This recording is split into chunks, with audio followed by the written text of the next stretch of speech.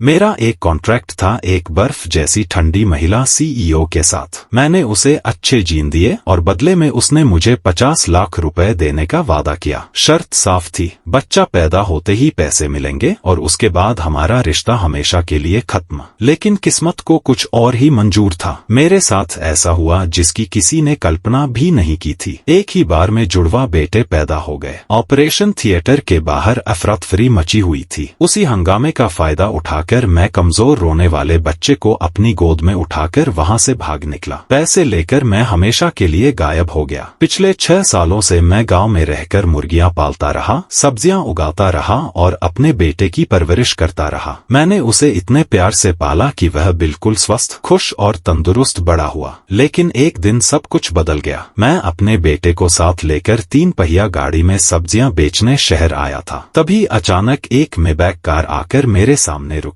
Car का दरवाजा खुला और उसमें से एक छोटा सा लड़का बाहर निकला। उसने महंगा सूट पहन रखा था और वह बिल्कुल किसी अमीर घर के बच्चे जैसा लग रहा था। लेकिन उसे देखते ही मेरे पैरों तले जमीन खिसक गई। उसका चेहरा बिल्कुल मेरे बेटे जैसा था। मेरा बेटा जियांग शियाओमान अचानक जोर से चिल्लाया। उसकी आवाज इतनी तेज थी कि आसपास मौजूद सब्जी बेचने वाले और सब्जी खरीदने आए लोग एक साथ हमारी तरफ देखने लगे। मेरे दिमाग ने जैसे काम करना बंद कर दिया। मेरे हाथ में पकड़ी हुई पत्ता गोभी लगभग गिर ही गई। मेरे माथे पर ठंडा पसीना छलक आया। मैंने कभी सपने में भी नहीं सोचा था कि गांव की 6 साल की शांत जिंदगी आज इस तरह सबके सामने खत्म हो जाएगी। उधर मेबैक कार के पास खड़ा वह छोटा लड़का, जिसने छोटा सा सूट और बोटाई पहन रखी थी, बिल्कुल किसी छोटे बिजनेस टाइकून जैसा दिख रहा था। वह भी उतनी ही हैरानी से हमें देख रहा था जितनी हैरानी मेरे बेटे के चेहरे पर थी। लेकिन उसकी नजरों में जिज्ञासा और जांचने का भाव भी था।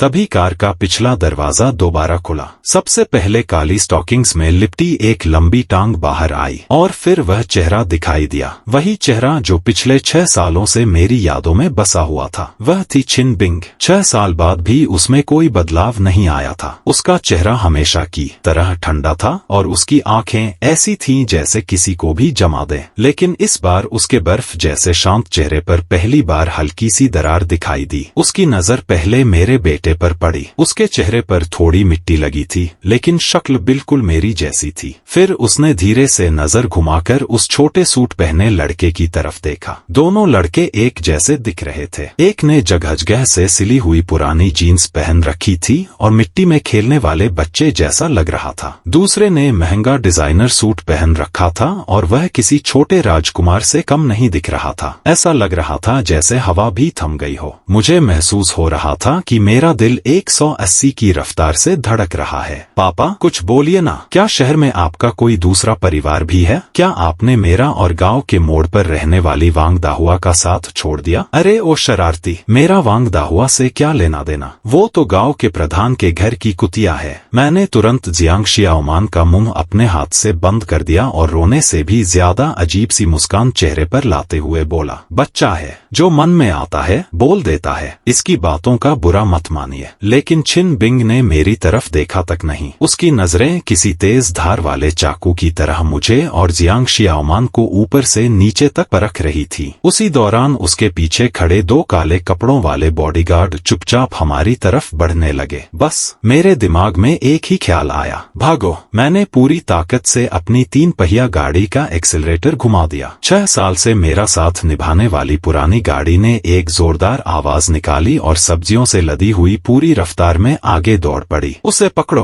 पीछे से चिन बिंग की ठंडी आवाज गूंज उठी। अरे, मैं भी कभी खुद को अकीना पहाड़ का सबसे बड़ा ड्राइवर समझता था। मैंने एक्सेलरेटर पूरी तरह घुमा दिया। मेरी 3 पहिया गाड़ी सब्जी मंडी की तंग गलियों में बिजली की तरह दौड़ने लगी। 2 फलों के ठेले पलट गए। सड़क पर टमाटर बिखर गए और कई टमाटर पहियों के नीचे कुचल गए। सब्जी बेचने वालों की डांट और बॉडीगार्ड्स के पीछा करने की आवाजें आपस में मिल गईं। वाह पापा, आप तो बहुत शानदार हैं। बिल्कुल फिल्म जैसा लग रहा है। जियांग शियाओमान मेरी गोद में बैठा खुशी से चिल्ला रहा था। शानदार वानदार कुछ नहीं, हम अपनी जान बचाकर भाग रहे हैं। लेकिन आखिरकार मेरी 3 पहिया गाड़ी ज्यादा देर तक उनका मुकाबला नहीं कर सकी। जैसे ही मैं मंडी से बाहर निकला, एक काली लैंड रोवर आकर मेरे सामने तिरछी खड़ी हो गई। मेरा रास्ता पूरी तरह बंद हो चुका था। दोनों बॉडीगार्ड्स ने मुझे ऐसे उठाकर नीचे उतार लिया जैसे कोई मुर्गी का चूजा पकड़ता है। चिन बिंग ऊंची हील्स पहनकर धीरे धीरे मेरे सामने आकर रुकी। जियांग जी, उसने मेरा नाम लिया। आवाज बहुत धीमी थी, लेकिन उसे सुनते ही मेरा पूरा शरीर कांप उठा। बहुत समय बाद मुलाकात हुई। मैंने बड़ी मुश्किल से सिर उठाया और जबरदस्ती मुस्कुराते हुए कहा, चिन मैडम, क्या संयोग है, आप भी आज सब्जियां खरीदने आई हैं? उसके होंठ हल्के से हिले, लेकिन उसने मेरे सवाल का कोई जवाब नहीं दिया। वह धीरे से झुक गई और बॉडीगार्ड की गोद में बैठे जियांग शियाओमान की तरफ देखने लगी। उसने अपना हाथ बढ़ाया जैसे उसके गाल का वो छूना चाहती हो, लेकिन जियांग शियाओमान ने तुरंत गर्दन पीछे खींच ली और पूरी सतर्कता से उसकी तरफ देखने लगा। चिन बिंग का हाथ हवा में ही ठहर गया। उसने गहरी सांस ली, फिर धीरे से खड़ी हो गई। 6 साल पहले मैंने जुड़वा बच्चों को जन्म दिया था, है ना? उसकी आवाज शांत थी, लेकिन उस शांति के पीछे ऐसा लग रहा था जैसे कोई ज्वालामुखी फटने वाला हो। मुझे साफ महसूस हुआ कि मेरे कंधे पकड़े बॉडीगार्ड्स की पकड़ और भी मजबूत हो गई है। अब हालत ऐसी थी कि सच बोलूं तो भी मुसीबत और झूठ बोलूं तो भी मुसीबत। मैंने सोचा, अब तक झूठ बोला है तो आखिर तक निभा ही लेते हैं। मैंने तुरंत हैरानी से भरा मासूम चेहरा बनाया और कहा, जुड़वा बच्चे? चिन मैडम, आप क्या कह रही हैं? मुझे तो कुछ समझ ही नहीं आ रहा। मैंने जियांग शियाओमान की तरफ इशारा किया और पूरी गंभीरता से बोला, ये मेरा भतीजा है। मेरे बड़े भाई और भाभी की एक सड़क दुर्घटना में मौत हो गई थी। तब से मैंने ही इसे पाल पोस कर बड़ा किया है। बहुत मुश्किल से इसकी परवरिश की है। इतना कहते हुए मैंने जबरदस्ती आंखों में आंसू लाने की भी कोशिश की। देखिए ना, इसका चेहरा मुझसे कितना मिलता है। अक्सर रिश्तेदारों के बच्चों की शक्ल भी एक जैसी लगती है। लेकिन मेरी बात पूरी होने से पहले ही जियांग शियाओमान बोल पड़ा, पापा, आप झूठ क्यों बोल रहे हैं? आपका कोई बड़ा भाई कब से हो गया? दादा दादी तो बहुत पहले ही गुजर चुके हैं। मैंने मन ही मन अपना सिर पकड़ लिया। उस पल मुझे लगा काश जमीन फट जाए और मैं उसमें समा जाऊं। तभी चिन बिंग ने एक फाइल मेरी तरफ बढ़ाई। ये चिन झाओ का जन्म प्रमाण पत्र है और उसी अस्पताल का रिकॉर्ड भी। उसकी नजरें लगातार मेरे चेहरे पर टिकी थी। रिकॉर्ड के अनुसार जन्म के 3 घंटे बाद नर्सरी के नंबर 20 इंक्यूबेटर से एक नवजात लड़का गायब हो गया था। यह सुनते ही मेरा दिल बैठ गया। बड़ी गलती हो गई। उस वक्त भागने की इतनी जल्दी थी कि सबूत मिटाना ही भूल गया था। मैंने फिर भी आखिरी कोशिश की। ये तो सिर्फ एक संयोग होगा। लेकिन इस बार चिन बिंग ने मेरी एक भी बात नहीं सुनी। उसने सीधे बॉडीगार्ड्स को आदेश दिया, इन्हें तुरंत युंडिंग मैनर लेकर चलो और वकील झांग से संपर्क करो। मुझे अभी इसी वक्त DNA टेस्ट करवाना है। जी मैडम। अगले ही पल मुझे किसी अपराधी की तरह दोनों बॉडीगार्ड्स ने पकड़कर लैंड रोवर में बैठा दिया। जियांग शियाओमान को भी साथ बैठा दिया गया, लेकिन उसे बिल्कुल डर नहीं लग रहा था। वह बड़े आराम से चमड़े की सीटों को छू छू कर देख रहा था। पापा, ये गाड़ी आपकी 3 पहिया गाड़ी से कहीं ज्यादा आरामदायक है। मैंने लंबी सांस लेते हुए कहा, आराम से क्या होता है? आखिर में इसने भी हमारा रास्ता रोक ही दिया। पूरे रास्ते किसी ने एक शब्द तक नहीं बोला। कुछ देर बाद गाड़ियों का काफिला शहर के बाहरी इलाके में बने सबसे आलीशान रिहायशी इलाके युंडिंग मैनर पहुंचा। सिर्फ नाम सुनकर ही समझ आ रहा था कि यहाँ रहने का ए लिए कितनी दौलत चाहिए। आखिरकार गाड़ी एक ऐसी शानदार हवेली के सामने रुकी जो किसी महल से कम नहीं लग रही थी। मुझे और जियांग शियाओमान को अंदर ले जाकर सीधे ड्राइंग रूम में बैठाया गया। उस हवेली का ड्राइंग रूम इतना बड़ा था कि वहां आराम से एक खेल प्रतियोगिता करवाई जा सकती थी। छत से लटका विशाल क्रिस्टल का झूमर मेरी आंखों को चकाचौंध कर रहा था। अंदर आते ही जियांग शियाओमान खुशी से उछल पड़ा। वह कालीन पर लौटने लगा और पूरे कमरे में मस्ती करने लगा। उधर चिन बिंग मुख्य सोफे पर शांति से बैठी थी। उसके पास चिन झाओ नाम का छोटा लड़का बैठा था। उसके हाथ में एक टैबलेट था, लेकिन उसकी नजरें बार बार जियांग शियाओमान पर चली जाती थीं, जो फर्श पर कुत्ते की आवाज निकालते हुए खेल रहा था। दोनों बच्चों का अंतर साफ दिखाई दे रहा था। एक बिल्कुल अमीर घर का सलीकेदार बच्चा और दूसरा गांव में खुलकर पलने वाला शरारती लड़का। कुछ देर की खामोशी के बाद छिन बिंग ने मेरी तरफ देखा। जियांग जी, मैं तुम्हें एक मौका देती हूँ। 6 साल पहले जो 50 लाख मैंने तुम्हें दिए थे वो मुझे वापस कर दो और बच्चे को यहीं छोड़ दो। उसके बाद तुम यहाँ से जा सकते हो। उसकी बात सुनते ही मेरा दिल बैठ गया। वो 50 लाख तो कब के खत्म हो चुके थे। उन्हीं पैसों से मैंने गांव में छोटा सा घर बनाया, थोड़ी जमीन खरीदी, मुर्गियां पाली और पिछले 6 साल तक अपनी और जियांग शियाओमान की जिंदगी चलाई। अब उनमें से लगभग कुछ भी नहीं बचा था, लेकिन पैसों से भी बड़ी बात थी, वह चाहती थी कि मैं अपना बेटा छोड़कर चला जाऊं।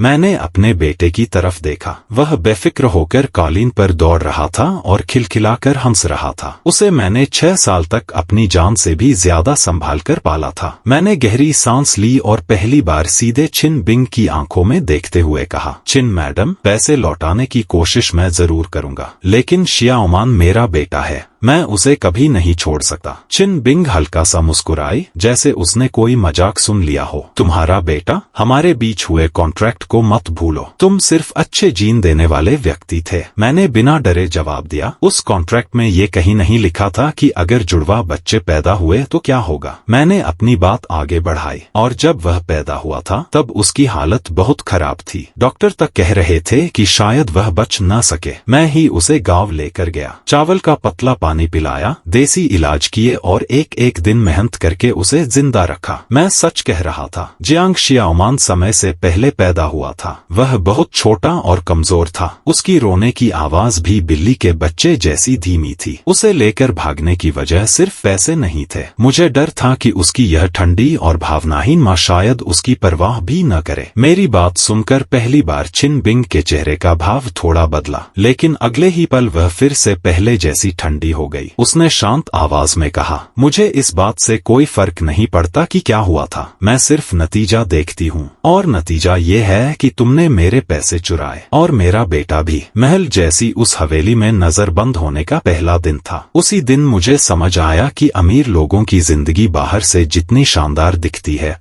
अंदर से उतनी ही अजीब भी हो सकती है। छिन बिंग ने मेरे और जियांग शियाओमान के रहने के लिए एक गेस्ट रूम दिया। वह कमरा ही मेरे गांव वाले पूरे घर से बड़ा था। उसमें अलग से बाथरूम भी था। उस कमरे में एक बड़ा वॉक इन वार्डरोब भी था, साथ ही एक शानदार बालकनी जहां से पूरा गोल्फ कोर्स साफ दिखाई देता था। यह सब देखकर जियांग शियाओमान की खुशी का ठिकाना नहीं रहा। वह 2 मीटर चौड़े मुलायम बिस्तर पर बार बार उछलने लगा। महंगे रजाई कंबल को उसने अपना ट्रैम्पोलिन बना लिया था। पापा, क्या अब हम हमेशा यहीं रहेंगे? ये तो गांव में वांग चाचा के सुअर के बाड़े से भी बहुत बड़ा है। उसकी तुलना सुनकर मैं बस सिर पकड़कर रह गया। क्या इसे कोई थोड़ा अच्छा उदाहरण नहीं मिल सकता था? लेकिन जहां वह खुशी से झूम रहा था, वहीं मेरे मन में बेचैनी बढ़ती जा रही थी। मैंने दरवाजा खोलने की कोशिश की, लेकिन वह टस से मस नहीं हुआ। बाहर 2 बॉडीगार्ड बिल्कुल पहरेदारों की तरह खड़े थे। खिड़की पर भी सुरक्षा लॉक लगा हुआ था। वह सिर्फ इतनी खुलती थी कि एक पतली सी दरार बन सके। अब मुझे पूरी तरह समझ आ गया था। मुझे सचमुच कैदी की तरह यहाँ बंद करके रखा गया है। दोपहर के खाने का समय हुआ। एक नौकरानी दरवाजा खटखटाकर हमें डाइनिंग हॉल में ले गई। लंबी डाइनिंग टेबल पर तरह तरह के शानदार व्यंजन सजे हुए थे। चीनी खाना, पश्चिमी खाना और जापानी व्यंजन, जो चाहो सब मौजूद था। छिन बिंग टेबल के सबसे आगे बैठी थी। उसके बाईं तरफ छिन झाओ शांति से बैठा था और बड़े सलीके से चाकू कांटे की मदद से स्टेक काट रहा था। मुझे और जियांग शियाओमान को सामने वाली तरफ बैठाया गया। जियांग शियाओमान ने जिंदगी में पहली बार ऐसा नजारा देखा था। उसने बिना कुछ सोचे एक बड़ा ऑस्ट्रेलियाई लॉबस्टर उठाया और सीधे मुंह में डालने लगा। शियाओमान, रुको! मैंने तुरंत उसे रोक लिया। ऐसे हाथ से पकड़कर मत खाओ। इतना कहते हुए मैंने खुद औजार उठाए और बड़ी आसानी से लॉबस्टर का सारा मांस निकालकर उसकी प्लेट में रख दिया। धन्यवाद पापा, उसने मुस्कुराकर कहा। फिर कांटे से लॉबस्टर का एक टुकड़ा उठाया, लेकिन खुद खाने के बजाय उसे मेरे मुंह के सामने ले आया। पहले आप खाइए पापा। उस पल मेरा दिल भर आया। मैंने मुस्कुराते हुए उसका दिया हुआ निवाला खा लिया। सामने बैठी छिन बिंग का हाथ अचानक रुक गया। वह चुपचाप हमारे बीच का अपनापन देख रही थी। उसकी आंखों में पहली बार ठंडक के साथ कुछ और भी था, शायद उलझन। उसके बगल में बैठा छिन झाओ भी खाना छोड़कर हमें ही देख रहा था। कुछ पल की खामोशी के बाद छिन बिंग ने गला साफ किया। जियांग शियाओमान, उसकी आवाज पहले की तरह सख्त थी। आज से तुम्हें यहाँ के तौर तरीके सीखने होंगे। खाना खाते समय शोर नहीं करना है, हाथ से खाना नहीं है, और चाकू कांटे का सही इस्तेमाल करना सीखना होगा। जियांग शियाओमान के मुंह में अभी भी लॉबस्टर का टुकड़ा था। वह मासूमियत से बोला, ये तौर तरीके क्या होते हैं? क्या इन्हें भी खाया जाता है? उसका जवाब सुनते ही छिन बिंग की भौहें सिकुड़ गईं। छिन झाओ, इसे सिखाओ। छिन बिंग के इतना कहते ही छिन झाओ ने चाकू और कांटा नीचे रख दिया। उसने एक नया सेट उठाया और जियांग शियाओमान की तरफ बढ़ाते हुए धीरे से कहा, इसे ऐसे पकड़ते हैं। जियांग शियाओमान भी उसकी नकल करने लगा, लेकिन अगले ही पल टन कांटा उसके हाथ से छूटकर जमीन पर गिर गया। वह उसे उठाने के लिए झुका, लेकिन सीधे मेज के पैर से उसका सिर टकरा गया। एक पल में पूरे डाइनिंग हॉल में अफरा-तफरी मच गई। नौकरानियां इधर उधर दौड़ने लगीं और छिन बिंग का चेहरा गुस्से से और भी सख्त होता जा रहा था। उन्हें देखकर मेरे मन में हल्की सी खुशी हुई। हम गांव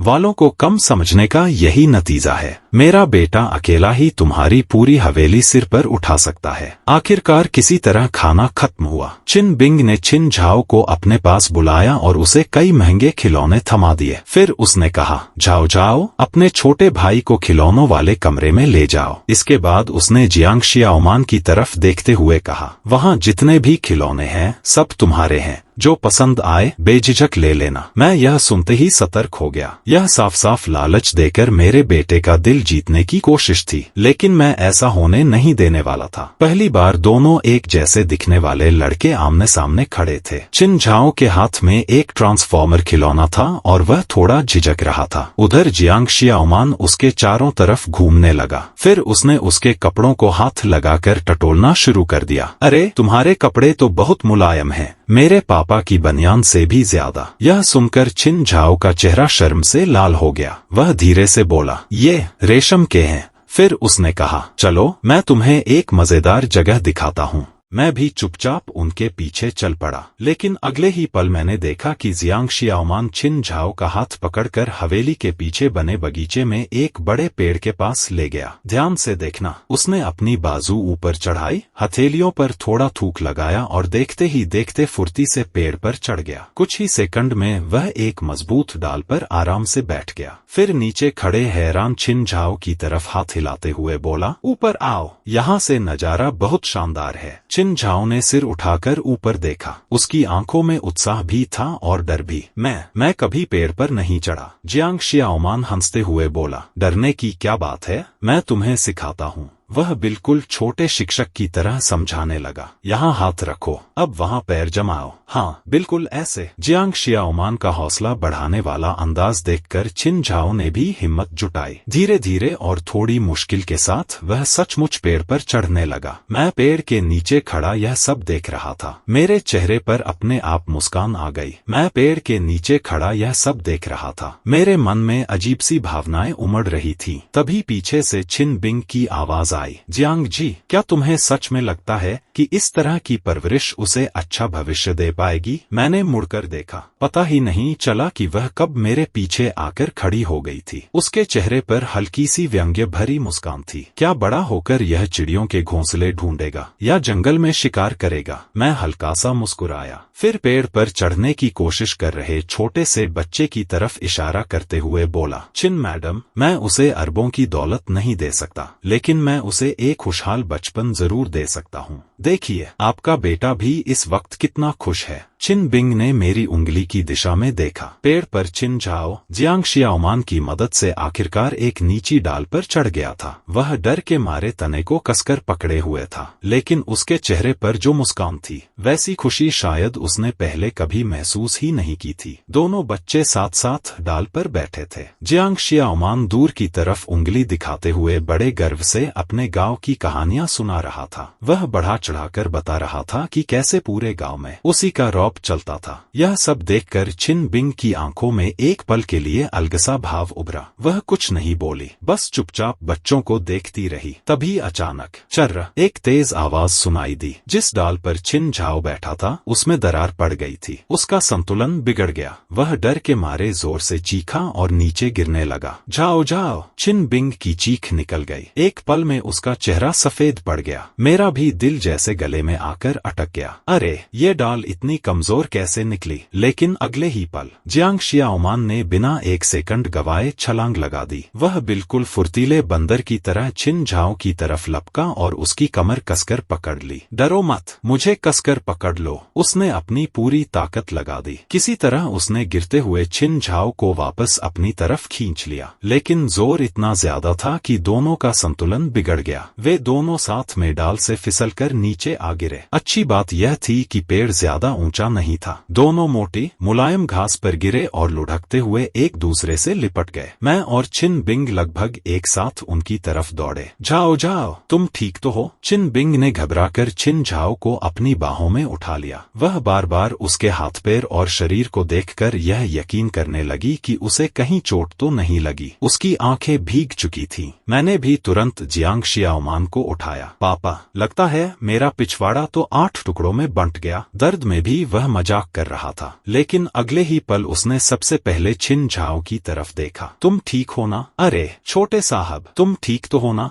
जियांग शियाओमान घबराकर चिन झाओ के पास गया। चिन झाओ अभी भी सदमे में था। उसने धीरे से सिर हिलाया, फिर जियांग शियाओमान की तरफ देखकर बहुत धीमी आवाज में बोला, धन्यवाद। यह पहली बार था जब उसने अपनी मर्जी से जियांग शियाओमान से बात की। चिन बिंग ने अच्छी तरह जांच की। सौभाग्य से चिन झाओ की सिर्फ कोहनी पर हल्की सी खरोंच आई थी। यह देखकर उसने राहत की सांस ली, लेकिन अगले ही पल उसका गुस्सा मेरी तरफ मुड़ गया। जियांग जी, यही है तुम्हारा खुशहाल बचपन? मेरे बेटे को पेड़ पर चढ़ाकर खतरे में डाल दिया। अगर आज झाओ झाओ को कुछ हो जाता तो मैं तुम्हें जिंदगी भर जेल में सड़वा देती। मैं कुछ बोल ही नहीं पाया। इतने में जियांग शियाओमान आगे आ गया। इसमें मेरे पापा की कोई गलती नहीं है, मैं ही उसे पेड़ पर चढ़ाने ले गया था। एक बहादुर लड़का अगर 1-2 बार गिर भी जाए तो क्या फर्क पड़ता है? मैं तो रोज गिरता हूँ। वह अपनी छोटी सी छाती तानकर मेरे सामने खड़ा हो गया, बिल्कुल ऐसे जैसे कोई छोटा मुर्गा अपनी माँ की रक्षा कर रहा हो। फिर उसने पूरे आत्मविश्वास से कहा, और मैंने तो इन्हें बचाया भी है। आपको तो मेरा धन्यवाद करना चाहिए। उसकी बात सुनकर चिन बिंग कुछ पल के लिए बिल्कुल चुप रह गई। वह उस बच्चे को देखती रह गई जिसका चेहरा उसके अपने बेटे जैसा था, लेकिन स्वभाव बिल्कुल अलग। उसकी आंखों में गांव की बेफिक्री थी और दिल में बिल्कुल भी डर नहीं था। तभी चिन झाओ भी धीरे से बोला, माँ, इन्हें मत डांटिए, पेड़ पर चढ़ना मैं खुद चाहता था। यह सुनकर चिन बिंग का चेहरा एक पल में बदल गया। शायद पहली बार उसके दोनों बेटे एक साथ उसके फैसले के खिलाफ खड़े थे। आखिर में उसने बस ठंडी सी सांस ली, चिन झाओ की तरफ देखा और बोली, तुम दोनों अभी के लिए अंदर चलो। इतना कहकर वह बिना पीछे देखे हवेली के अंदर चली गई। मैंने झुककर जियांग शियाओमान के सिर पर प्यार से हाथ फेरा। शाबाश बेटा, आज तुमने सचमुच बहादुरी दिखाई। वह मुस्कुराकर बोला, आखिर मैं आपका बेटा जो हूँ। ऊपर से देखने पर लगा कि आज की बहस में मैं हार गया, लेकिन मेरे दिल को पता था आज दोनों बच्चों के दिल में एक नई भावना जन्म ले चुकी थी। रात होते ही चिन बिंग ने एक और चाल चली। इस बार उसने पैसे और ऐशोआराम का सहारा लिया। उसने नौकरानियों से कहा कि पूरे खिलौनों वाले कमरे का सामान उठाकर जियांग शियाओमान के कमरे में रख दिया जाए। रिमोट कंट्रोल कारें, विशाल लेगो के महल, महंगी लिमिटेड एडिशन एक्शन फिगर्स। कुछ ही देर में कमरा खिलौनों के पहाड़ से भर गया। चिन बिंग दरवाजे पर खड़ी थी। उसके चेहरे पर हमेशा की तरह वही ठंडा भाव था। उसने कहा, ये सब अब तुम्हारे हैं। अगर तुम मेरी बात मानोगे तो आगे चलकर तुम्हें इससे भी ज्यादा मिलेगा। मैं समझ गया, असल खेल अब शुरू हुआ था। पैसे और चीजों के लालच से मेरे बेटे का दिल जीतने की कोशिश की जा रही थी। मैंने घबराकर जियांग शियाओमान की तरफ देखा। अब फैसला उसी के हाथ में था। मैंने देखा कि जियांग शियाओमान खिलौनों के उस पहाड़ में काफी देर तक कुछ ढूंढता रहा। आखिर में उसने सबसे सस्ती प्लास्टिक की पानी वाली पिस्तौल उठाई, फिर मासूमियत से मेरी तरफ देखकर पूछा, पापा क्या मैं इससे खेल सकता हूँ? मैंने मुस्कुराकर सिर हिला दिया। बस फिर क्या था? वह खुशी खुशी पानी की पिस्तौल लेकर पूरे कमरे में दौड़ने लगा। छत की तरफ निशाना लगाकर बार बार प्यू प्यू की आवाजें निकालने लगा। कुछ देर बाद उसका मन भर गया। उसने पिस्तौल एक तरफ फेंक दी और दौड़कर मेरे पास आ गया। पापा, एक कहानी सुनाइए ना, वही वाली जब आपने गांव में जंगली सुअर को भगा दिया था। मैं हंस पड़ा। अरे, मैंने कब जंगली सुअर को भगाया था? सच तो ये है कि उस दिन जंगली सुअर मुझे पूरे 3 किलोमीटर तक दौड़ाता रहा था। मैंने गला साफ किया और हमेशा की तरह कहानी में अपने हिसाब से मसाला डालना शुरू कर दिया। जियांग शियाओमान पूरे ध्यान से सुनता रहा। कुछ ही देर में वह मेरी गोद में सिर रखकर गहरी नींद सो गया। मैंने उसे धीरे से उठाया और बहुत प्यार से बिस्तर पर लिटा दिया। जब मैं पलटा तो देखा कि छिन बिंग अभी भी दरवाजे पर खड़ी थी। वह गई ही नहीं थी। उसकी नजरें पहले उन महंगे खिलौनों पर गईं जिन्हें जियांग शियाओमान ने छुआ तक नहीं था। फिर उसने मेरे बेटे की तरफ देखा जो चैन से सो रहा था। उसकी आंखों में एक ऐसी भावना थी जिसे मैं समझ नहीं पा रहा था। मैं धीरे से उसके पास गया और धीमी आवाज में कहा, छिन मैडम, अब तो आपने देख लिया होगा, दुनिया की हर चीज पैसे से नहीं खरीदी जा सकती। मैंने जानबूझकर थोड़ा सीना चौड़ा किया और मुस्कुराते हुए कहा, जैसे एक पिता का प्यार। छिन बिंग काफी देर तक चुप रही, इतनी देर कि मुझे लगा अभी वह बॉडीगार्ड्स को बुलाकर मुझे बाहर फिंकवा देगी। लेकिन आखिरकार उसने सिर्फ इतना कहा, कल डीएनए टेस्ट के नमूने जांच के लिए भेज दिए जाएंगे। जियांग जी, तुम यही दुआ करो कि वह बच्चा मेरा बेटा न निकले। इतना कहकर वह मुड़ी और बिना पीछे देखे चली गई। मैं उसकी जाती हुई पीठ को देखता रह गया। पता नहीं क्यों मेरे मन में उसके लिए जो थोड़ी सी नाराजगी थी वह अचानक कम होने लगी। ऐसा लगा शायद वह उतनी बुरी भी नहीं है। लेकिन यह ख्याल मुश्किल से 3 सेकंड ही टिक पाया। अगले ही पल मुझे याद आया, जियांग शियाओमान सचमुच उसका बेटा है। जैसे ही डीएनए रिपोर्ट आएगी मेरी सारी सच्चाई सामने आ जाएगी। नहीं, मैं यूं बैठकर अपना इंतजार नहीं कर सकता। अगली सुबह परिवार के डॉक्टर पूरे मेडिकल उपकरणों के साथ हवेली पहुंचे। मैं, जियांग शियाओमान और छिन झाओ तीनों सोफे पर एक साथ बैठे थे। हम तीनों का खून लेकर डीएनए टेस्ट होना था। छिन झाओ शायद पहले भी कई बार खून निकलवा चुका था। उसने बिना किसी भाव के चुपचाप अपनी बाह आगे कर दी। लेकिन जियांग शियाओमान के लिए यह पहली बार था। सुई देखते ही उसका चेहरा डर से बिल्कुल सफेद पड़ गया। सुई देखते ही जियांग शियाओमान डर के मारे मेरे गले से कसकर लिपट गया। पापा, मुझे इंजेक्शन नहीं लगवाना। इंजेक्शन लगवाने से लोग मर जाते हैं। मैं हंस पड़ा। अरे शरारती, जब तुम्हें टीका लगता था तब तो तुम सबसे ज्यादा बहादुर बनते थे। मैंने उसे प्यार से समझाया, डरो मत, बस मच्छर के काटने जितना हल्का सा चुभेगा, बिल्कुल दर्द नहीं होगा। सच, बिल्कुल सच। मैं बाहर से उसे दिलासा दे रहा था लेकिन अंदर मेरा दिमाग तेजी से काम कर रहा था। मुझे किसी भी तरह डीएनए टेस्ट में गड़बड़ करनी होगी। मेरी नजर मेज पर रखी खून के नमूनों वाली ट्यूबों पर पड़ी। डॉक्टर ने सबसे पहले छिन झाओ का खून लिया, फिर उसकी ट्यूब पर उसका नाम चिपका दिया। अब बारी जियांग शियाओमान की थी। सुई देखते ही वह जोर जोर से रोने लगा। वह मेरी गोद में छटपटाने लगा। नहीं, मुझे नहीं लगवाना डॉक्टर। 2 नौकरानियां और बाकी लोग उसे संभालने में लग गए। पूरा कमरा अफरा-तफरी से भर गया। मैंने मन ही मन कहा, यही मौका है। जब सबका ध्यान जियांग शियाओमान पर था मैंने चुपके से अपने नाखून से अपनी बाह पर एक गहरा निशान बना लिया। उफ,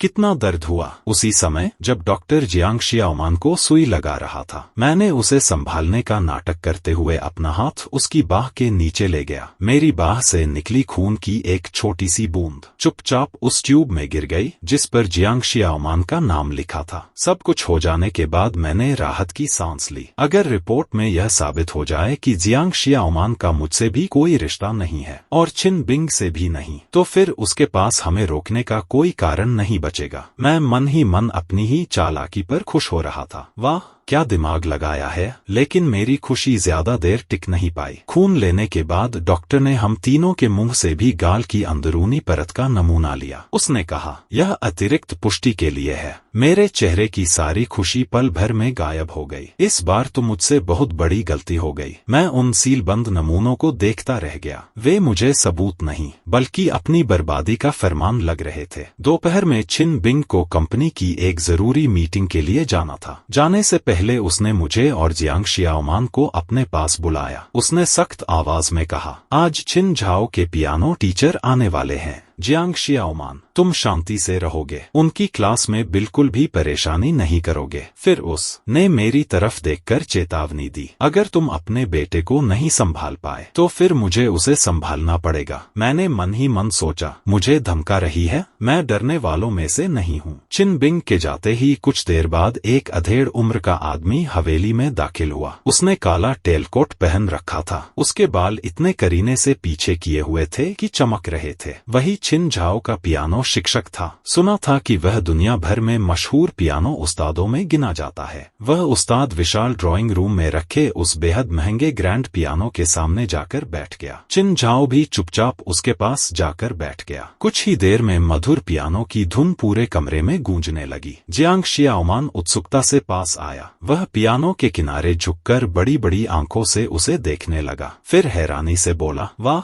ये इतना बड़ा डिब्बा खुद भी गाना गाता है। उस्ताद ने हल्का सा भौहें चढ़ाई, लेकिन उसने खुद को शांत रखा और कुछ नहीं कहा। धुन खत्म होने के बाद उसने छिन झाओ को सिखाना शुरू किया। तुम्हारे हाथ रखने का तरीका गलत है। इस हिस्से में भावनाएं जोश से भरी होनी चाहिए, लेकिन तुम इसे बिल्कुल फीका बजा रहे हो। कलाई ऊपर रखो। मैं तुम्हें कितनी बार समझा चुका हूँ, क्या तुम कुछ समझते ही नहीं? इतना आसान संगीत भी याद नहीं रहता? जैसे जैसे समय बीतता गया उसकी आवाज और भी सख्त होती गई। चिन झाओ चुपचाप सिर झुकाए बैठा रहा। उसका चेहरा शर्म से लाल हो चुका था, आंखों में आंसू भर आए थे, लेकिन वह रोने की हिम्मत भी नहीं कर पा रहा था। यह देखकर मेरा खून खौल उठा। ये कैसा उस्ताद है? बच्चे को सिखा रहा है या उसे डांट डांट कर तोड़ रहा है? जियांग शियाओमान से भी यह सब देखा नहीं गया। वह अचानक दौड़कर पियानो के सामने पहुंचा और धड़ाम से एक साथ कई कीज दबा दी। पूरा कमरा तेज आवाज से गूंज उठा। सब लोग चौंक गए। जियांग शियाओमान ने उंगली उठाकर उस उस्ताद से कहा, आप इन्हें डांट नहीं सकते। उस्ताद का चेहरा गुस्से से लाल हो गया। उसने मेरी तरफ उंगली दिखाते हुए कहा, यही संस्कार दिए हैं तुमने अपने बेटे को? मैं आराम से आगे बढ़ा और जियांग शियाओमान को अपने पीछे कर लिया। फिर शांत आवाज में बोला, आप ही ली उस्ताद हैं, है ना? मेरा बेटा भले ही सीधी बात करता हो, लेकिन उसने गलत कुछ नहीं कहा। मैंने छिन झाओ की तरफ देखा और कहा, बच्चों को सिखाया जाता है, उन्हें अपमानित नहीं किया जाता। आपकी इस तरह की शिक्षा से उसका आत्मविश्वास टूटेगा, सीखेगा नहीं। उस्ताद ने मुझे तिरस्कार भरी नजर से देखा। तुम क्या जानो संगीत के बारे में? तुम जैसे गांव के आदमी ने कभी शोपा का नाम भी सुना है? मैं मुस्कुराया। शोपा का संगीत मैंने शायद न सुना हो, लेकिन इतना जरूर जानता हूँ कि दुनिया की सबसे महान धुन भी आखिर इंसानों के लिए ही बजाई जाती है। अगर कोई कला लोगों को खुशी ही न दे सके तो उसकी कोई कीमत नहीं। इतना कहकर मैं सीधे पियानो के सामने जाकर बैठ गया। मैंने अपनी बाजुएं ऊपर चढ़ाई और मुस्कुराते हुए कहा, पियानो बजाना ही है ना? इतना तो मैं भी बजा सकता हूँ। कमरे में मौजूद सभी लोग हैरानी से मुझे देखने लगे। मैंने गहरी सांस ली और कॉलेज के दिनों को याद किया। उसी समय जब एक लड़की को प्रभावित करने के लिए मैंने एक धुन बजाना सीखने में महीनों मेहनत की थी। फिर मेरी उंगलियां धीरे धीरे पियानो की चाबियों पर चलने लगीं। अगले ही पल पूरे कमरे में एक ऐसी धुन गूंज उठी जिसे सुनते ही हर कोई पहचान सकता था। सूरज निकला, चिड़िया बोली, चलो चलो अब स्कूल चले। मैं पूरे जोश और पूरे दिल से बच्चों की वह मशहूर धुन बजा रहा था। ऐसा लग रहा था जैसे किसी भव्य संगीत समारोह में प्रस्तुति दे रहा हूँ। पूरा ड्राइंग रूम एकदम शांत हो गया। पियानो उस्ताद का मुंह इतना खुला रह गया कि उसमें पूरा अंडा समा जाए। चिन झाओ की आंखें भी हैरानी से फैल गईं, जैसे उसके सामने किसी नई दुनिया का दरवाजा खुल गया हो। मैं धुन बजाते हुए खुद भी गुनगुनाने लगा, चलो चलो अब स्कूल चले। हर दिन समय पर पहुँचे। धुन खत्म हुई। मैं मन ही मन मुस्कुराया, वाह, आज तो कमाल हो गया। मैं बड़े आराम से उठा। फिर पियानो उस्ताद की तरफ देखकर मुस्कुराते हुए बोला, उस्ताद जी बताइए, मेरी धुन में भावनाएं और जोश कम तो नहीं था? उनका चेहरा कभी लाल पड़ रहा था, कभी सफेद। उन्होंने मेरी तरफ उंगली उठाई।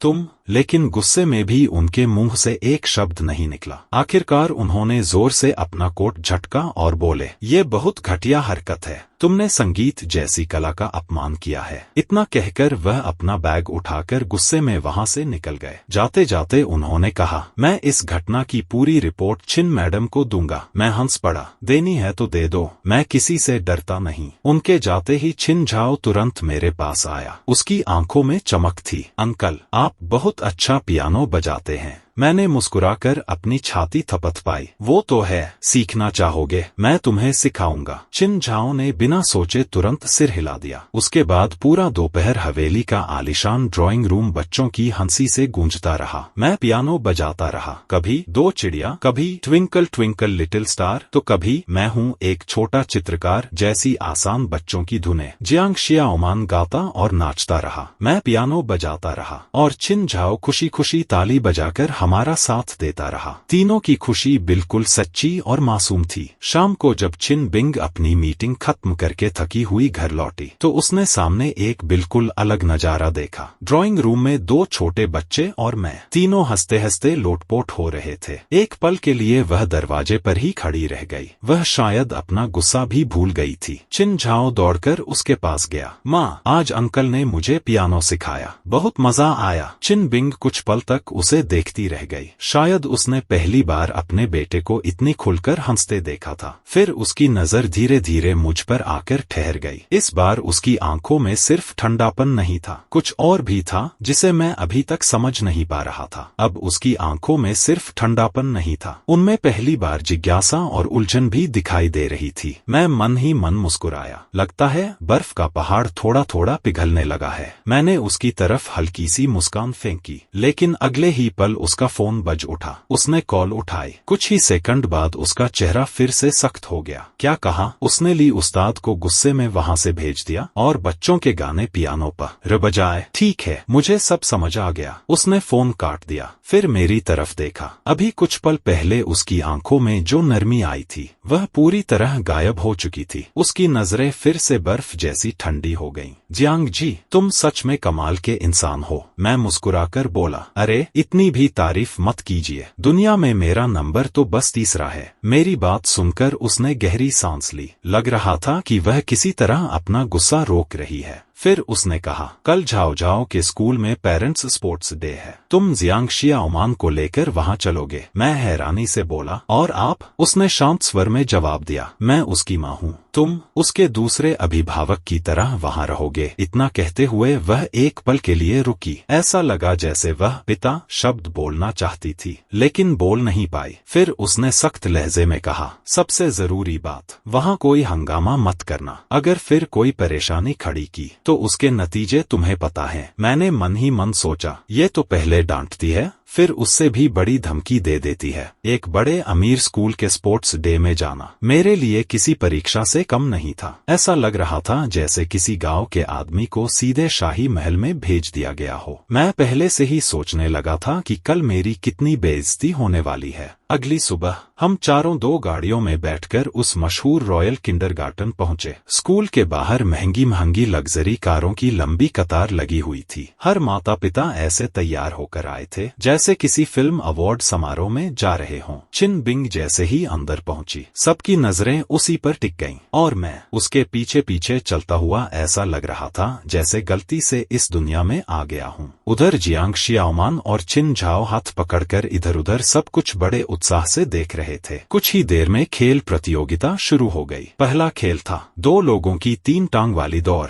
मैं और जियांग शियाओमान एक टीम में थे, चिन बिंग और चिन झाओ दूसरी टीम में। जियांग शियाओमान पूरे जोश में बोला, पापा इस बार हम जरूर जीतेंगे। मैंने एक नजर चिन बिंग के पैरों में पहने महंगे लिमिटेड एडिशन स्पोर्ट्स जूतों पर डाली, फिर अपने नए लेकिन सस्ते जूतों की तरफ देखा। सच कहूं तो थोड़ी घबराहट होने लगी। सीटी बजते ही दौड़ शुरू हुई। मैंने जोर से गिनती लगाई, 1 2 और हम दोनों पूरी तालमेल के साथ आगे दौड़ पड़े। कुछ ही पलों में हम बाकी सभी टीमों से आगे निकल चुके थे। हम लगभग फिनिश लाइन तक पहुंच ही गए थे कि तभी अचानक हादसा हो गया। बगल वाली लेन में दौड़ रहे एक भारी भरकम पिता का पैर फिसल गया। वह सीधे चिन बिंग और चिन झाओ की तरफ गिरने लगे। सावधान! मेरी आंखें फैल गईं। सोचने का भी वक्त नहीं मिला। मैंने तुरंत अपने पैरों से बंधी रस्सी खोल दी और पूरी ताकत से उनकी तरफ दौड़ पड़ा। मैंने चिन बिंग और चिन झाओ दोनों को जोर से धक्का देकर एक तरफ कर दिया। दोनों लड़खड़ाकर घास पर गिर पड़े, लेकिन सुरक्षित थे और मैं करीब 100 किलो वजनी उस आदमी के नीचे पूरी तरह दब गया। उफ, मेरी कमर! शिक्षक और स्टाफ तुरंत हमारी तरफ दौड़े। काफी मशक्कत के बाद उन्होंने उस आदमी को मेरे ऊपर से हटाया। सर, आप ठीक हैं?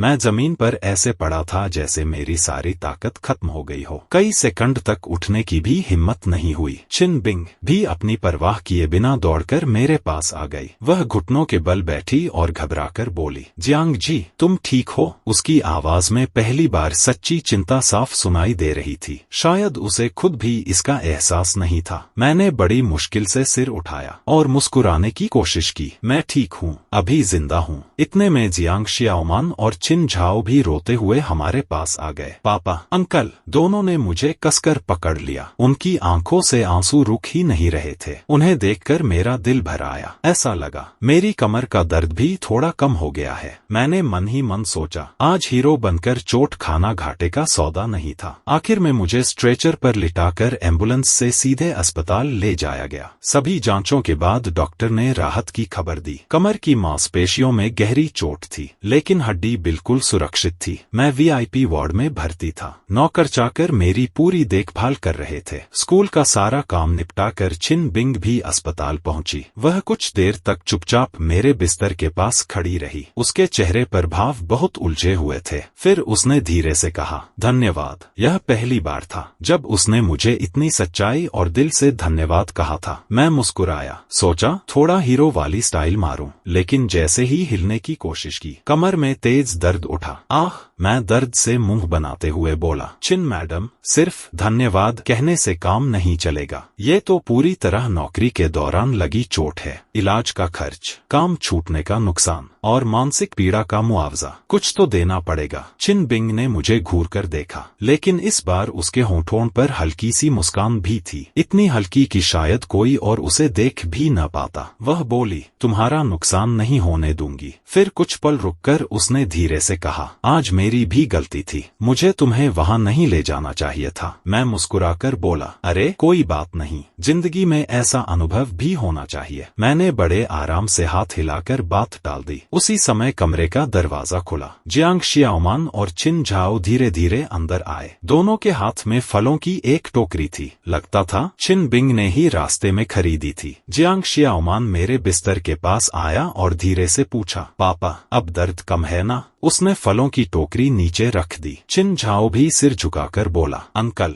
मुझे माफ कर दीजिए। मैंने दोनों के सिर पर प्यार से हाथ फेरा। इसमें तुम दोनों की कोई गलती नहीं है। तुम दोनों सुरक्षित हो, मेरे लिए बस वही सबसे बड़ी बात है। चिन झाओ ने मेरी तरफ देखा। उसकी आंखें खुशी से चमक रही थीं। अंकल, आज आप बहुत बहादुर थे। जियांग शियाओमान तुरंत गर्व से बोला, क्यों नहीं, मेरे पापा तो सुपर हीरो हैं। दोनों बच्चों की आंखों में अपने लिए इतना सम्मान देखकर मेरी सारी तकलीफ जैसे पल भर में गायब हो गई। चिन बिंग एक तरफ खड़ी यह सब चुपचाप देख रही थी। उसकी आंखों की सख्ती अब पहले जैसी नहीं रही थी। उनमें धीरे धीरे अपनापन और नरमी उतरने लगी थी। अगले कुछ दिनों तक मेरी जिंदगी किसी राजा से कम नहीं थी। खाना बिस्तर पर मिल जाता, हर जरूरत का सामान बिना मांगे सामने आ जाता। चिन बिंग हर दिन अस्पताल आती। वह अब भी कम बोलती थी, लेकिन उसके व्यवहार में पहले जैसी दूरी और ठंडापन नहीं रहा था। उधर दोनों बच्चे तो मेरे छोटे छोटे नर्स न गए थे। जियांग शियाओमान का काम था मुझे हंसा हंसा कर परेशान करना, और चिन झाओ रोज बैठकर मुझे कहानियां पढ़कर सुनाता। एक दिन चिन झाओ अपनी मीठी आवाज में द लिटिल प्रिंस पढ़ रहा था। तभी अचानक कमरे का दरवाजा जोर से खुला। एक सूट पहना हुआ आदमी अंदर आया। मैं उसे पहचानता भी नहीं था। उसके पीछे कई पत्रकार और कैमरामैन भी थे। हर किसी के हाथ में कैमरा और माइक था। अंदर आते ही वह आदमी ऊंची आवाज में बोला, चिन मैडम, हमें खबर मिली है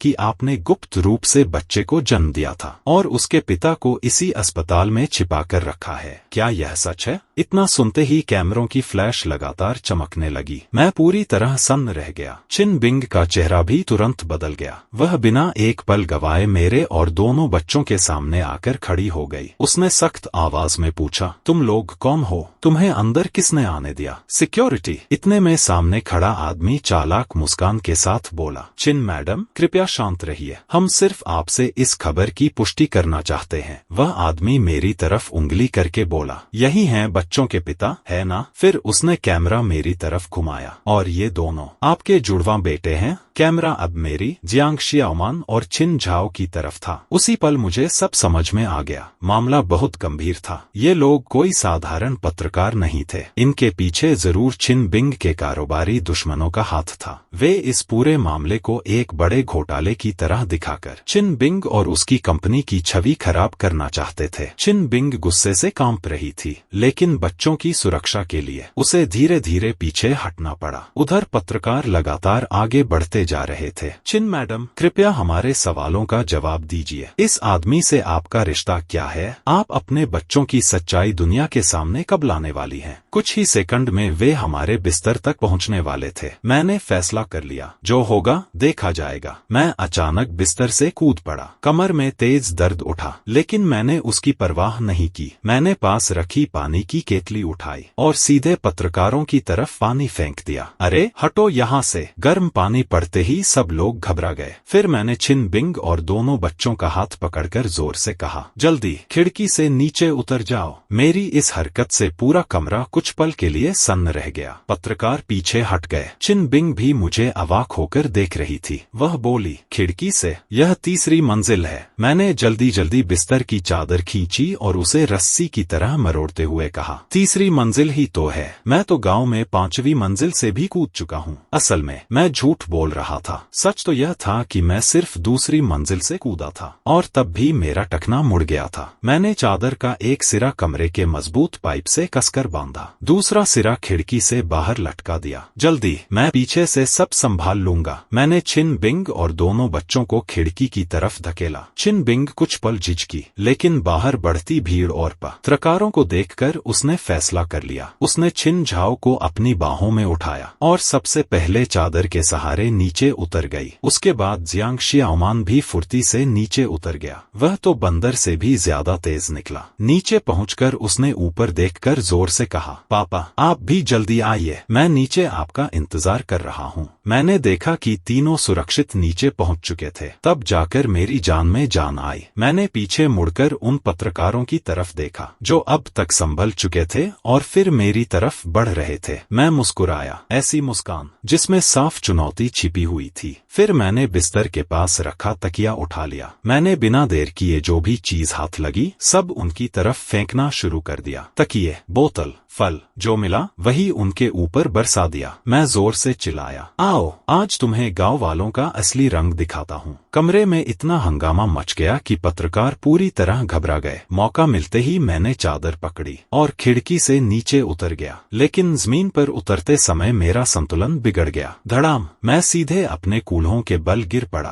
पहले से घायल कमर और अब कूल्हों पर भी जोरदार चोट। दर्द से मेरी चीख निकल गई। छिन बिंग दौड़कर मेरे पास आई। उसने तुरंत मुझे सहारा दिया। गुस्से और घबराहट में उसकी आंखें लाल हो गई थी। क्या तुम पागल हो गए हो? मैंने दांत भींचते हुए कहा। बाद में डांट लेना, पहले यहाँ से निकलते हैं। मैं लंगड़ाते हुए चल रहा था। छिन बिंग मुझे संभाले हुए थी। दोनों बच्चे भी हमारे साथ भागते हुए अस्पताल से बाहर निकल गए। काफी मशक्कत के बाद हम सब सुरक्षित युंडिंग विला लौट आए। घर पहुंचते ही छिन बिंग ने तुरंत अपनी कंपनी की पीआर टीम को फोन किया और पूरे मामले को संभालने का आदेश दिया। उधर मैं फिर से बिस्तर पर आकर लेट गया। इस बार तो हालत ऐसी थी कि हिलना भी मुश्किल हो रहा था। जियांग शियाओमान और छिन झाओ दोनों मेरे पास बैठे थे। दोनों के चेहरों पर चिंता साफ दिखाई दे रही थी। जियांग शियाओमान ने मासूमियत से पूछा, पापा आप मर तो नहीं जाएंगे? मैं हंसते हुए बोला, वाह बेटा, हिम्मत बढ़ाने का बड़ा अच्छा तरीका है तुम्हारा। कुछ देर बाद छिन बिंग कमरे में आई। उसने सभी नौकरों को बाहर भेज दिया। अब कमरे में सिर्फ हम दोनों थे। वह कुछ पल तक चुप रही, फिर धीरे से बोली, आज तुमने ऐसा क्यों किया? मैं अनजान बनते हुए बोला, क्या किया? मैंने तो सिर्फ अपनी रक्षा की। उसने सिर हिलाया। मैं उसकी बात नहीं कर रही। वह मेरे बिस्तर के पास आकर बैठ गई। धीरे से बोली, तुम चाहो तो हमें नजरअंदाज कर सकते थे, फिर भी तुमने अपनी जान जोखिम में डालकर हमारी मदद की। क्यों? मैंने उसकी तरफ देखा। आज उसके चेहरे पर न घमंड था, न कठोरता, सिर्फ थकान, उलझन और एक साधारण औरत की सच्ची भावनाएं थी। कुछ पल चुप रहने के बाद मैंने कहा, मैंने तुम्हें बचाने के लिए ऐसा नहीं किया। उसकी आंखों की चमक एक पल में फीकी पड़ गई। फिर मैंने आगे कहा, मैंने अपने बेटे को बचाने के लिए ऐसा किया। मैं उसकी आंखों में देखते हुए बोला, जियांग शियाओमान तुम्हारा बेटा है, चिन झाओ भी तुम्हारा बेटा है, दोनों भाई हैं।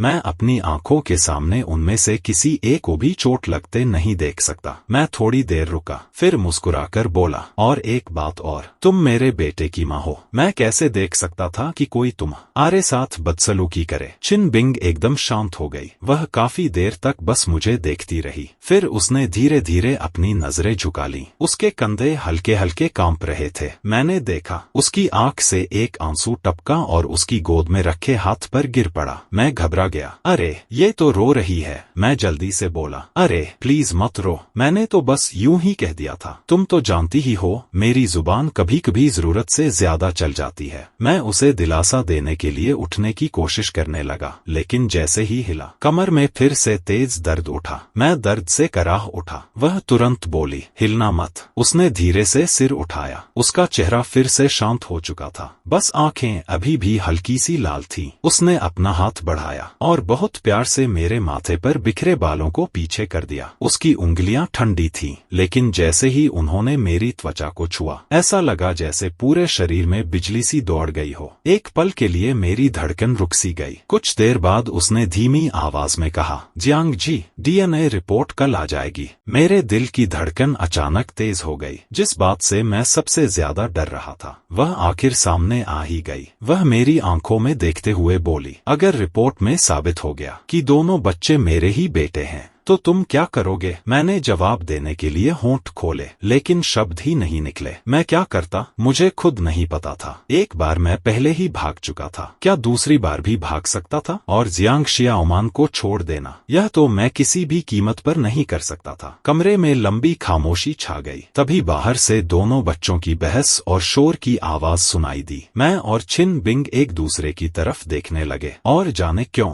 हम दोनों के होंठों पर एक हल्की सी मुस्कान आ गई। शायद हालात उतने बुरे भी नहीं थे जितना हम सोच रहे थे। अगली सुबह मैं जोर जोर से हिलाए जाने पर जागा। पापा जल्दी देखो। जियांग शियाओमान मेरे सामने एक बड़ा लिफाफा हिलाता हुआ खड़ा था। डीएनए रिपोर्ट आ गई। मेरे दिल की धड़कन जैसे थम गई। फैसले की घड़ी आ चुकी थी। मैंने कांपते हाथों से वह लिफाफा लिया। ऐसा लग रहा था जैसे उसका वजन कई किलो हो। चिन बिंग मेरे पास खड़ी थी। उसका चेहरा गंभीर था। दोनों बच्चे भी मेरी तरफ सांस रोके देख रहे थे। मैंने गहरी सांस ली और धीरे धीरे लिफाफा खोला। अंदर कई पन्ने थे जो मुश्किल मेडिकल शब्दों से भरे हुए थे। मैंने बिना समय गवाए सीधे आखिरी पन्ना खोला, जहां निष्कर्ष लिखा था। उसमें लिखा था, डीएनए विश्लेषण के आधार पर यह निष्कर्ष निकाला जाता है कि जियांग जी और जियांग शियाओमान के बीच जैविक पिता पुत्र का संबंध स्थापित नहीं होता। क्या? मैंने हैरानी से सिर उठाया। मुझे अपनी आंखों पर यकीन ही नहीं हो रहा था। अपनी आंखों पर यकीन करना मुश्किल हो रहा था। मैंने सफेद कागज को दोबारा देखा। काले अक्षरों में लिखा हुआ सब कुछ बिल्कुल साफ था। मेरा और जियांग शियाओमान का कोई खून का रिश्ता नहीं है। यह कैसे हो सकता है? मैंने सोचा था कि उस दिन जब मैंने खून का नमूना दिया था तो मैंने सब कुछ बदल दिया था। मैंने चाल चलने के लिए अपनी उंगली काट ली थी, लेकिन घबराहट में जो खून मैंने उसमें डाला था, शायद वह। मैंने अचानक अपनी नजरें बगल में खड़े चिन बिंग की तरफ उठाईं। क्या यह उसी ने किया था? चिन बिंग ने मेरी नजरों का सामना किया। उसकी आंखों में कोई भावना नहीं थी। वह बिल्कुल शांत था। जैसा तुम चाहते थे वैसा ही हुआ। जियांग जी, वह तुम्हारा बेटा नहीं है। मेरा दिमाग अचानक खाली हो गया। वह मेरा बेटा नहीं है, तो फिर वह किसका बेटा है? मैं कुछ सोच पाता उससे पहले ही चिन बिंग ने एक और दस्तावेज निकाल लिया। यह एक और रिपोर्ट है। उसने वह कागज मेरी तरफ बढ़ाया। मैंने उसे लेकर देखा। यह चिन बिंग और जियांग शियाओमान की पितृत्व जांच रिपोर्ट थी। रिपोर्ट का निष्कर्ष था कि चिन बिंग ही जियांग शियाओमान की जैविक मां है। मैं जानता था। चिन बिंग ने ठंडी नजरों से मेरी तरफ देखा। तो अब तुम्हारे पास कहने के लिए क्या बचा है? तुमने मुझे 6 साल तक धोखा दिया। तुमने मेरे बच्चे को 6 साल तक अपने पास रखा। जियांग जी, तुमने सच में कमाल कर दिया। मैंने अपना मुंह खोला, लेकिन एक शब्द भी नहीं निकल पाया। हाँ, मैंने उसे धोखा दिया था। मैंने जियांग शियाओमान की तरफ देखा। वह अभी भी उलझन भरी नजरों से हमें देख रही थी। जाहिर था कि उसे हमारी बातें समझ नहीं आ रही थी। माँ, इसका क्या मतलब है? क्या अंकल मेरे छोटे भाई के पापा नहीं हैं? चिन बिंग ने उसे कोई जवाब नहीं दिया। वह मेरे पास आया और पहले से तैयार एक कॉन्ट्रैक्ट मेरे बिस्तर पर फेंक दिया। जियांग जी, हमारे बीच जो रिश्ता था उसे देखते हुए और यह भी देखते हुए कि तुमने एक बार हमारी जान बचाई थी, मैं तुम्हें आखिरी मौका दे रहा हूँ। इसमें 10 मिलियन है। पैसे लेकर हमारी दुनिया से हमेशा के लिए गायब हो जाओ। दोबारा कभी बच्चों के सामने मत आना। 10 मिलियन 6 साल पहले की रकम से दोगुनी है। इतने पैसों से तुम किसी भी शहर में आराम से ऐश की जिंदगी जी सकते हो। मैंने उस कॉन्ट्रैक्ट को देखा, फिर बिस्तर के पास खड़ी मासूम और उलझन में डूबी जियांग शियाओमान को देखा। पिछले 6 सालों की सारी यादें मेरी आंखों के सामने फिल्म की तरह चलने लगी। वह पहली बार जब उसने मुझे पापा कहा था, वह पहली बार जब उसने चलना सीखा था, जब वह बीमार पड़ी थी तो मैं उसे पूरी रात अपनी बाहों में लेकर बैठा रहा था, एक पल के लिए भी आंखें बंद नहीं की थी। वह जब भी कोई गलती करता था मैं उसकी जगह लोगों से माफी मांगने जाता था। वह अपनी बचाई हुई टॉफियां चुपके से मेरी जेब में डाल देता था। मैंने उसे एक ऐसे छोटे से बच्चे से बड़ा किया था जो अपनी जरूरतों के लिए मुझ पर निर्भर था, और अब वह इतना शरारती हो गया था कि पेड़ों पर चढ़कर चिड़ियों के घोंसले तक खोज लाता था। वह मेरी पूरी दुनिया था और अब कोई मेरी उस पूरी दुनिया को 10 मिलियन में खरीदना चाहता था। मैं हंस पड़ा। मैंने वह कॉन्ट्रैक्ट उठाया। चिन बिंग की ठंडी नजरों के सामने मैंने उसे एक एक पन्ना करके फाड़ दिया। कागज के टुकड़े बर्फ के टुकड़ों की तरह हवा में उड़ते हुए जमीन पर गिरने लगे। चिन साहब, पैसा अच्छी चीज है, लेकिन इस दुनिया में कुछ चीजें ऐसी भी होती हैं जिन्हें पैसे से नहीं खरीदा जा सकता। 6 साल पहले मैंने तुम्हारे पैसे लिए और उसे अपने साथ ले आया था। यह मेरी गलती थी। इन 6 सालों में मैं उसे अच्छी जिंदगी नहीं दे पाया। यह मेरी काबिलियत की कमी थी, लेकिन शुरुआत से लेकर आज तक मैंने उसे हमेशा अपने सगे बेटे की तरह माना है। मैंने उसे चलना सिखाया, बोलना सिखाया, उसे सिखाया कि इंसान को ईमानदार और बहादुर होना चाहिए। वह जियांग जी का बेटा है, भले ही हमारे बीच खून का रिश्ता नहीं है, लेकिन वह हमेशा मेरा बेटा रहेगा। अगर तुम उसे अपने साथ ले जाना चाहते हो तो ले जा सकते हो, लेकिन मेरी लाश के ऊपर से गुजरकर। मेरी बातें कमरे में किसी धमाके की तरह गूंज उठीं। चिन बिंग का चेहरा पल भर में सफेद पड़ गया। शायद उसने कभी नहीं सोचा था कि जिस गांव के आदमी को वह सिर्फ पैसों का लालची समझता था, वही इंसान ऐसी बातें कह सकता है। उसके होंठ कांपने लगे, लेकिन वह एक भी पूरा शब्द नहीं बोल पाया। तुम मत मरना, मुझे तुम्हारी मौत नहीं चाहिए, मुझे कोई माँ नहीं चाहिए, मुझे सिर्फ पापा चाहिए। आप मुझे छोड़कर मत जाना। वह रोते रोते मेरे पास दौड़कर आई और मेरे पैर पकड़ लिए। मैं नीचे बैठ गया और उसे कसकर अपनी बाहों में भर लिया। मेरी आंखें भी नम हो गईं। अरे पागल बच्चे, पापा तुम्हें कैसे छोड़ सकते हैं? तभी अंकल चिन झाओ भी हमारे पास आ गए। उन्होंने पहले हमें देखा, फिर अपनी माँ की तरफ देखा। उनके छोटे से चेहरे पर उलझन और दर्द साफ दिखाई दे रहा था। कुछ देर सोचने के बाद उन्होंने अपना छोटा सा हाथ बढ़ाया और धीरे से मेरी कमीज पकड़ ली। मैंने गुस्से में चिन बिंग की तरफ इशारा किया। गुस्से के कारण मेरी आवाज तक नहीं निकल रही थी। यह औरत, यह आखिर करना क्या चाहती है? पहले नकली रिपोर्ट बनाकर कहा कि मेरा और शियाओमान का कोई रिश्ता नहीं है, फिर पैसों के दम पर मुझे दूर करने की कोशिश की, और अब तभी चिन बिंग ने आखिरकार बोलना शुरू किया। मैं बस तुम्हारी परीक्षा लेना चाहता था। मैं जानना चाहता था कि तुम्हारे दिल में पैसा ज्यादा महत्वपूर्ण है या बच्चा। सालों पहले तुम पैसों के लिए सब कुछ छोड़ सकते थे। मुझे डर था कि तुम फिर वही गलती करोगे। मैं यह सुनकर स्तब्ध रह गया। तो क्या अभी जो कुछ भी हुआ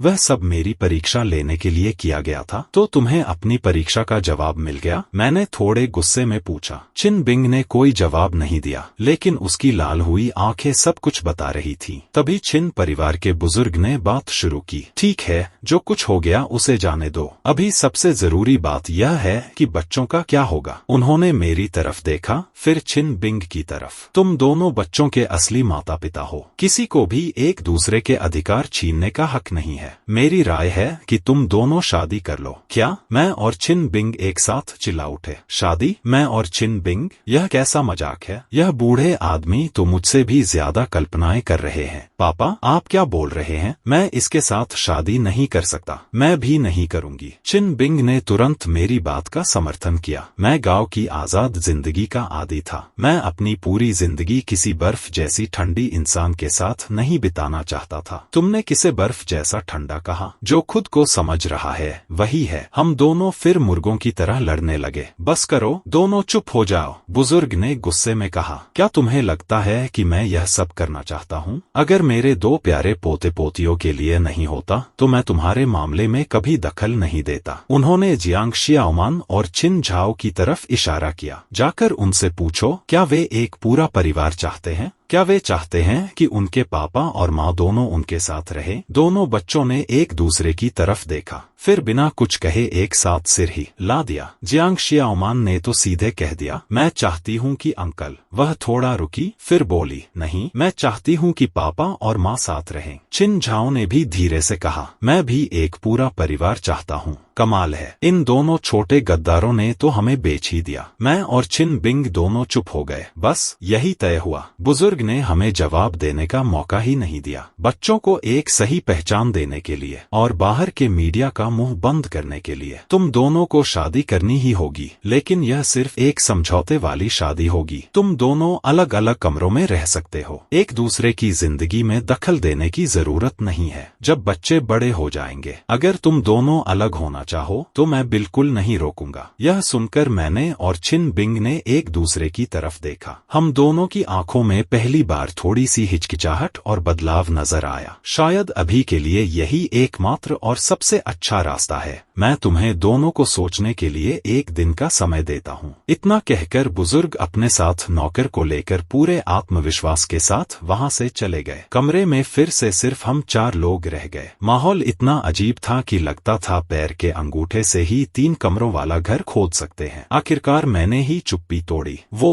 चिन, मिस चिन, मैंने गला साफ किया, आपका क्या विचार है? चिन बिंग ने मुझे घूर कर देखा। जाहिर था कि वह अभी भी मेरे बर्फ जैसी ठंडी कहने वाली बात से नाराज थी। बच्चों के लिए मुझे कोई आपत्ति नहीं है, उसने ठंडी आवाज में कहा। ठीक है, मैंने सिर हिलाया, मुझे भी कोई आपत्ति नहीं है। और इस तरह मेरी और चिन बिंग की शादी इतनी जल्दी तय हो गई। 3 दिन बाद हम दोनों ने सिविल अफेयर्स ऑफिस जाकर शादी का रजिस्ट्रेशन करवा लिया। हाथ में उस लाल रंग के गर्म गर्म लग रहे शादी के प्रमाण पत्र को देखकर मुझे ऐसा लगा जैसे मैं सपना देख रहा हूँ। 6 साल पहले मैंने पैसों के लिए खुद को बेच दिया था और 6 साल बाद मैंने अपने बेटे के लिए खुद को फिर से बेच दिया। जिंदगी सच में किसी कहानी से कम नहीं होती। अपने नए परिवार के बनने की खुशी मनाने के लिए मैंने खुद खाना बनाने का फैसला किया। मैंने शेफ की मदद लेने से मना कर दिया और अकेले ही पूरी हवेली की रसोई पर कब्जा कर लिया। पापा, आप क्या अच्छा खाना बनाने वाले हो? जियांग शियाओमान ने उत्सुकता से पूछा। तुम लोगों के लिए मेरी सबसे खास डिश बनाऊंगा, देगची वाली चिकन। मैंने गांव में 6 महीने से पाली हुई बड़ी मुर्गी निकाली और उसे तैयार करने लगा। चिन झाओ और चिन बिंग, माम बेटे दोनों ने शायद ऐसा नजारा पहले कभी नहीं देखा था। दोनों दूर खड़े होकर देखते रहे। आधे घंटे बाद रसोई से स्वादिष्ट खुशबू पूरे घर में फैल गई। मैंने गर्मागर्म देगची चिकन और उसके चारों तरफ लगाई हुई मकई की रोटियों के साथ पूरी डिश टेबल पर रख दी। आओ, तुम्हारे पापा के हाथ का स्वाद चखो। जियांग शियाओमान ने सबसे पहले एक रोटी उठाई, उसे चिकन की ग्रेवी में डुबोया और खुशी से खाने लगी। उसके पूरे मुंह पर तेल लग गया था। बहुत स्वादिष्ट है, बहुत ही स्वादिष्ट। मैंने चिकन की एक टांग चिन झाओ की प्लेट में रख दी। जाओ जाओ, तुम भी चखो। चिन झाओ ने थोड़ा संकोच करते हुए एक छोटा सा टुकड़ा खाया। अगले ही पल उसकी आंखें चमक उठी।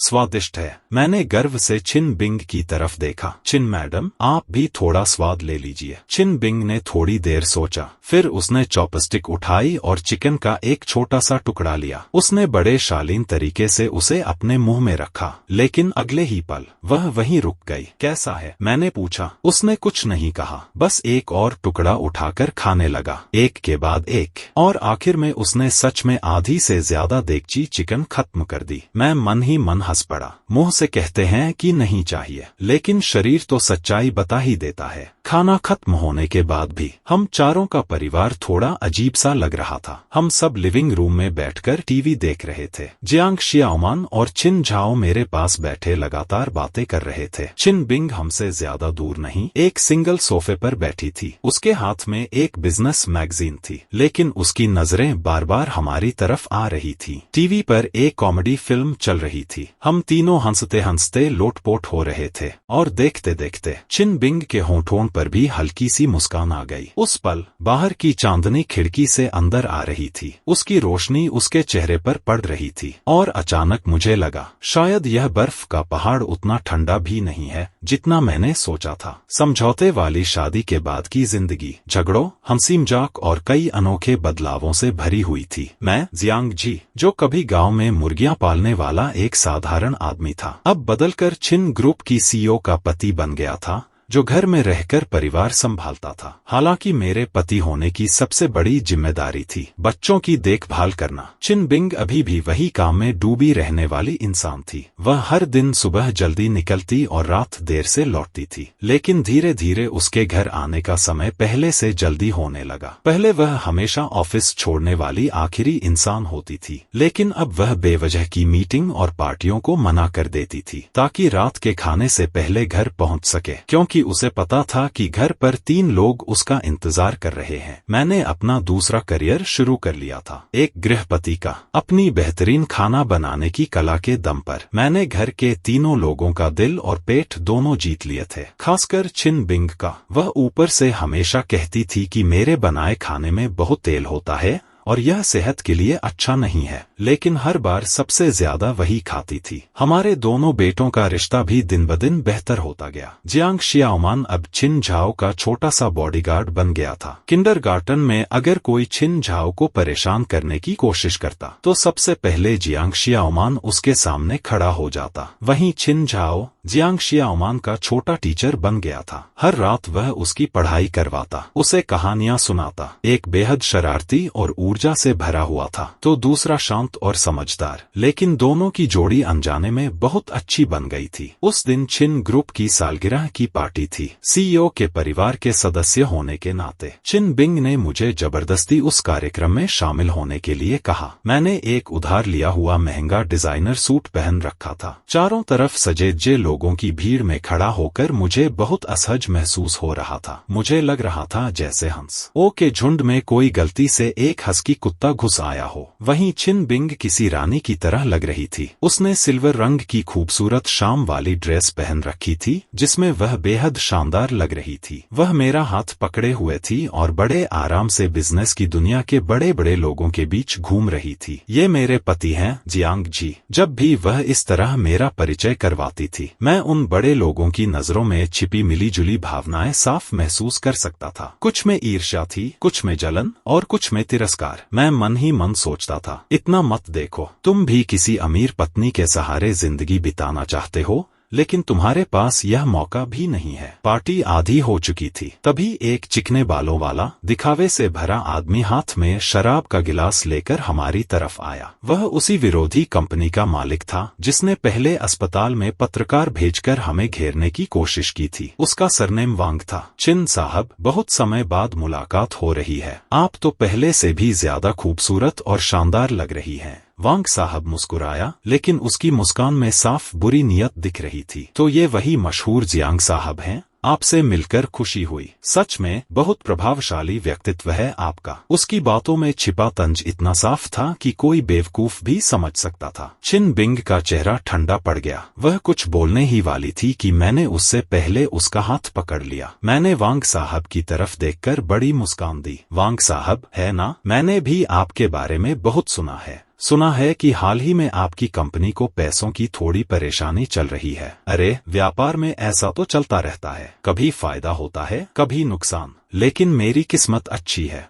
मुझे इतनी अच्छी पत्नी मिली है कि इस जिंदगी में मुझे किसी चीज की चिंता नहीं करनी पड़ेगी। यह कहते हुए मैंने जानबूझकर छिन बिंग की कमर में हाथ रख लिया और उसके कान के पास प्यार से कहा, पत्नी जी, है ना? छिन बिंग का पूरा शरीर एक पल के लिए अकड़ गया, लेकिन उसने फिर भी मेरा साथ देते हुए सिर हिला दिया। वांग साहब का चेहरा तुरंत उतर गया। मेरी बात ऊपर से देखने में ऐसा लग रही थी जैसे मैं अपनी पत्नी के पैसों पर जीने का मजाक उड़ा रहा हूँ, लेकिन असल में मैं उसकी कंपनी की हालत औरत पर तंज कस रहा था, साथ ही अपनी और छिन बिंग की जोड़ी भी दिखा रहा था। हमला ज्यादा बड़ा नहीं था, लेकिन बेइज्जती बहुत गहरी थी। आप, वांग साहब गुस्से में कुछ बोल ही नहीं पाया। मैं क्या? मैंने शैंपेन का गिलास उठाया और उसी की तरह हल्के से घुमाया। वांग साहब, दूसरों पर तंज कसने का समय निकालने से बेहतर है आप वापस जाकर सोचिए कि अपने कर्मचारियों की सैलरी कैसे देंगे। कहीं ऐसा न हो कि आपकी कंपनी बंद हो जाए और आपको मेरी पत्नी की कंपनी में नौकरी मांगने आना पड़े। इतना कहकर मैंने छिन बिंग का हाथ पकड़ा और उसे लेकर वहां से निकल गया। पीछे से वांग साहब के गुस्से भरे चिल्लाने और गालियां देने की आवाजें आ रही थी। हम एक ऐसी जगह पहुंचे जहां कोई और नहीं था। तभी छिन बिंग ने मेरा हाथ झटक दिया। उसने मेरी तरफ देखा। उसकी आंखों में कई तरह की भावनाएं थी। तुम, क्या हुआ? मैंने गर्व से अपनी भौहें उठाई। तुम्हारे लिए बदला ले लिया। धन्यवाद कहने की जरूरत नहीं है। छिन बिंग काफी देर तक चुप रही। फिर अचानक उसने मुझसे पूछा, तुम आखिर चाहते क्या हो? मैं मुस्कुराया। मैं तो बस एक किसान हूँ, तुम्हारे बेटे का पिता हूँ और कानून के हिसाब से तुम्हारा पति भी हूँ। वह कुछ देर चुप रही, फिर बोली, और आगे? मैंने हल्की मुस्कान के साथ कहा, आगे की बात आगे देखेंगे। मैंने बैंक्वेट हॉल की चमकदार रोशनी की तरफ देखा, फिर दूर खड़े उन दो छोटे बच्चों को देखा